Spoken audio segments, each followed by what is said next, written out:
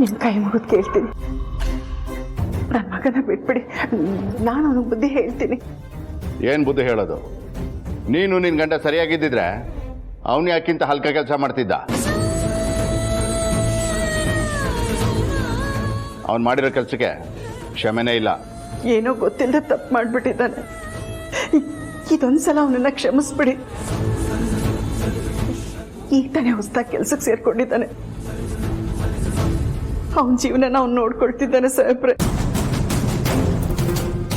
ಹೌದು ಸರ್, ಬಡವ್ರ ಮೇಲೆ ಸ್ವಲ್ಪ ಕರುಣೆ ತೋರಿಸಿ.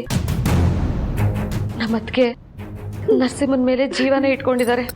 ಅವನು ನೀ ಥರ ಎಲ್ಲ ನೋಡೋದು ಅವ್ರ ಕೈಲಿ ಆಗಲ್ಲ. ನಾನು ನನ್ನ ಮಗಳ ಮೇಲೆ ಜೀವನ ಇಟ್ಕೊಂಡಿದ್ದೆ. ಅವಳು ಭಾಳ ಚೆನ್ನಾಗಾಗುತ್ತೆ ಅಂತ ದೊಡ್ಡ ಕನ್ಸು ಕೂಡ ಕಟ್ಟಿದ್ದೆ. ಆದರೆ ನಿನ್ನ ಮಗ ಅವಳಿಗೆ ತಾಳಿ ಕಟ್ಟಿ ನನ್ನ ಕನಸನ್ನೆಲ್ಲ ನುಚ್ಚು ನೂರು ಮಾಡ್ಬಿಟ್ಟ.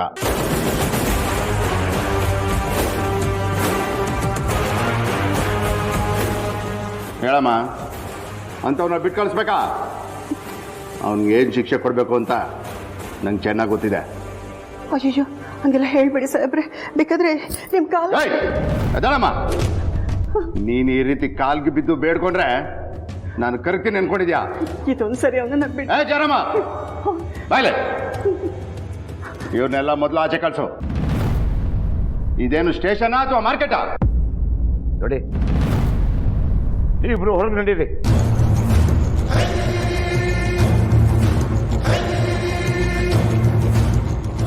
ಏನ್ರಿ ನೀವು? ಏನು ಆಗೇ ಇಲ್ಲ ಅನ್ನೋ ಸುಮ್ಮನೆ ನಿಂತಿದ್ದೀರಲ್ಲ? ಯಾರೇ ಆಗಲಿ ತಪ್ಪು ಮಾಡಿದ ಮೇಲೆ ಶಿಕ್ಷೆ ಅನುಭವಿಸ್ಲೇಬೇಕು.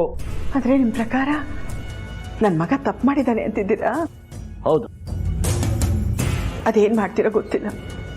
ನನಗೆ ನನ್ನ ಮಗನ ಬಿಡಿಸ್ಕೊಡ್ಬೇಕು ಅಷ್ಟೆ. ಅದೆಲ್ಲ ನೀವು ಹೇಳಿದಷ್ಟು ಸುಲಭ ಅಲ್ಲ. ಅಲ್ಲಿ ಕೂತ್ಕೋ,